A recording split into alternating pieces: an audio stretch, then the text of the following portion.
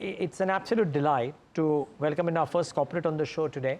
And, in the last 5 years, it's a sector that's nearly having a perennial newsworthy cycle, and that's hotels. And on the back of one, of course, what's happening to travel tourism, the RBI moves, as well as their own quarterly numbers of Lemon Tree. Mr. Patanjali Keswani, Chairman and MD of Lemon Tree Hotels, joins us right now on the show. Mr. Keswani, good having you. Neeraj here, thank you so much. It's been a while, but good talking to you today, sir. Hi, Neeraj. I wonder if you are enthused by what the Reserve Bank of India has done as well. It's almost as if the bank is saying we are giving enough ammo to the consumer and to the corporate to try and bring about the animal spirits back.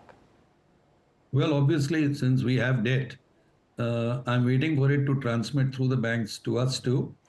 We have fairly good interest rates already. So this 0.5% on 1,500 crores of debt will be hopefully, a few crores for us as far as profit goes. Okay. So let's see how quickly it transmits. I'm sure everybody's waiting for that.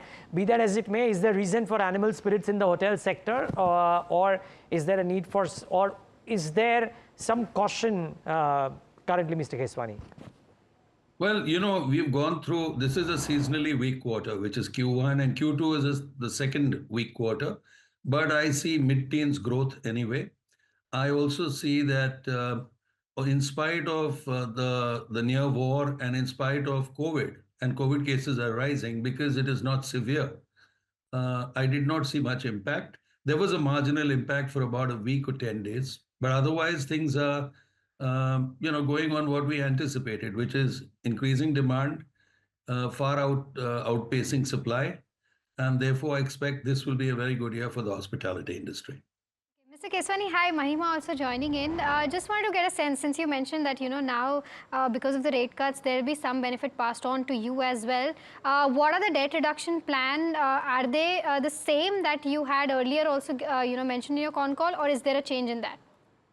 There's no change. In fact, it'll probably accelerate because we are earning more than we originally anticipated in the debt reduction plan. So I think we will meet our target. As I said a year ago, in 3-4 years, we will be debt free unless we list Fleur, which is very much on the cards. And if we list Fleur, then, a week after we list, we'll be debt free.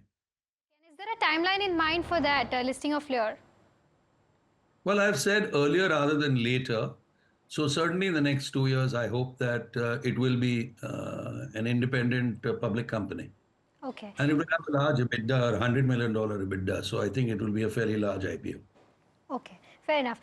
With respect to, your entire outlook on shifting, to a asset-light model, just want to get a sense as to, 2 years down the line, you'll be largely a management contract-based hotel, right? Just want to get a sense as to how are the margins in management fees versus that of a owned hotel, and then how are you expecting your blended margins to fare from a longer-term perspective? So Mahima, think of it very simply. We take roughly, depending on the performance of the hotel, because we have incentive fees, we take anywhere from 1/5 to 1/7 of the EBITDA of a hotel when we manage and brand it. So if we take an average of 1/6, then every 6 hotels we manage, effectively it is owning one. Or every 6 rooms we manage, it is the EBITDA of one room that comes to us. So when I say that we will be over 20,000 rooms, or any hotel company talks about a growth in managed contracts. Take Lemon Tree, it has 6,000 owned rooms and it has say 14,000 managed rooms as and when we hit that number. Then in those 14,000, the EBITDA we get on a will be the equivalent of 2,500 owned rooms, which is 1/6 roughly. So then our EBITDA will be on that basis. So 6,000 owned rooms and 2,500 managed rooms EBITDA coming to us is like a 40% growth in EBITDA with zero risk. Actually, from this business, you should understand that franchise business typically gives you, about 1/8 or 1/9 of the EBITDA. Management and branding gives you 1/6. and ownership gives you 100%. But obviously, the risk return is very, very different, and ownership is highly capital intensive.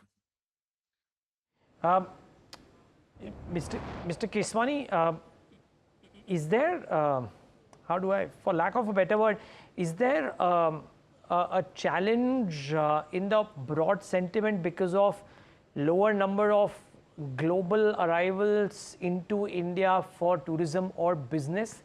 Or is that something that doesn't quite impact your business model tremendously? See, if I go back 25 years ago, when you were a very young man, 65% of the business of branded hotels, because they were mostly 5 stars in those days, came from foreign arrivals. But the number of branded rooms in India has grown 8-9x since then. And here is the interesting thing. The number of foreign tourist arrivals have grown marginally, whereas domestic tourism has gone through the roof. So even for the luxury hotel players, which we are not, domestic travel is now the primary driver of revenue. For us, anyway, 85-90% of our business was always domestic. And when international travel dropped during COVID, and of course, even after that, we managed to replace it with the very rapid growth of domestic business and leisure travel.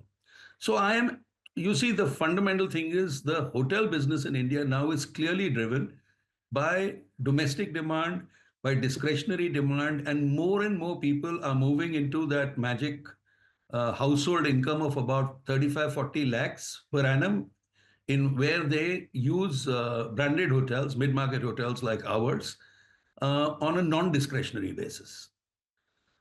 And that is the high growth. So Indian GDP may grow normally at 11%, but the number of people moving into this 35-40 lakhs is growing 25% a year. Okay, that's interesting statistics, trivia for some, but interesting stats for us.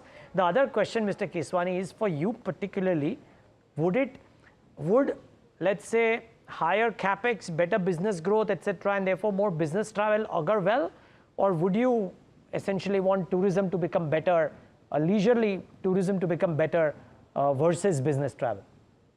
So you see, there are 3 types of travel. There is business travel, there is travel for leisure, and travel for tourism. And I'm separating the two because tourism travel normally is oriented towards visiting specific places and so on. And leisure travel is, of course, just to have a holiday, have fun, and increasingly there are, business and leisure is being combined, and I read or hear of these new words like leisure. So let me talk about each. Business travel in India is growing super fast. Leisure travel in India for a certain cohort is growing super fast. So, the interesting thing is that both the business traveler is also a leisure traveler and also a spiritual tourism traveler. So actually the same person may use a hotel, 3 times a year for a vacation, once a year for spiritual travel, and 8 times a year for business travel. So this is the exciting thing, that there are more and more people who are using hotels for multiple reasons rather than individual reasons. In the past, most Indians would use it for business travel because it was seen as expensive, and use lower category hotels for themselves when it's a personal expense. That's no longer happening. So that's the good news. Now, where do we invest? It's a very simple thought process. We have made a heat map of India where we've looked at connectivity, and basically connectivity is the ease of travel, and it leads to ease of tourism and of course business travel. So what we've done is we've looked at the fact that in the last 5 years, the number of 4-lane highways have doubled. And I was hearing Mr. Gadkari say that it is going to double in the next 5 years. The SUV sales in India have gone through the roof. Vande Bharat, airline orders, the fact that the number of airports in India will grow from 150 to 220 in the next few years. All these are indicators of a massive spurt in demand for tourism. And of course, that is the infrastructure side. The structural side is the very rapid rate of growth of people moving into what we would call upper middle class or affluent. And that is, as I said, is 2.5x the rate of growth of the GDP, nominal GDP. So when you add structural and infrastructural tailwinds, I just see a double whammy personally. And we will invest wherever we see there is on this heat map, wherever there is an opportunity, where there is a shortage of rooms, where there is a growth in demand, we will put capital to risk. Otherwise, we will simply go after management/franchise contracts. Mr. Keswani, I wanted to understand, correct me if I'm wrong here, approximately 212 hotels as of 31st March, out of which 111 are completely operational right now. Just wanted to get a sense that the remaining hotels, what are the timelines into place for execution? Because from what I understand that there has been some delay in terms of management contracts getting executed. So there are, when we sign hotels, we sign various types of hotels. One is a greenfield, which means it's a piece of land. The owner is talking to us. We are providing technical assistance, and this owner, he or she, will build this hotel over the next 3 to 4 years. So that's the far out. Second is brownfield, which means it's half ready. We help them finish it. That's a couple of years. Third is a conversion, means it's an operating hotel or nearly ready hotel, and that normally opens in 6 to 12 months. Now, obviously, this is a function of the owner having the capital available to complete the project. So yes, there are delays, but this is very common worldwide, by the way. It's not an India phenomenon, which is why we give a number over a 3 to 4 year period, because some may open earlier, but many will be delayed, and we recognize that. We ourselves are in the midst of adding a whole lot of new hotels. So when you said 212, we are 10% ahead of that already. And I suspect that this year we will add another 3,000-4,000 rooms, which are actually, I would say nearly signed. And so we will grow very, very rapidly, and there will be a catch-up till those hotels open. Keswani, you ended FY25 with roughly almost 1,300 crores of top line and 240 odd crores in terms of bottom line. What's the kind of growth and number that you're aiming at by the end of FY26? See, I don't want to give guidance, because in our business there is too much volatility. And but the way I see it is that I would be very disappointed if we didn't compound our profit at say 25 to 35%, maybe 40% a year for the next 4 years. Wow. Okay. So at the baseline, sorry, I'm just reconfirming, Mr. Keswani, at the baseline, 25% seems to be a bare minimum. You could even nudge it up to 40% in a good year. As a CAGR performance. As I hope, then it would approach 40. So I'm giving you a range. Yeah, agreed, of course. But at the bare minimum, which is very strong. I hope all of that works out and more, Mr. Keswani. All the best, and thank you so much for speaking to us.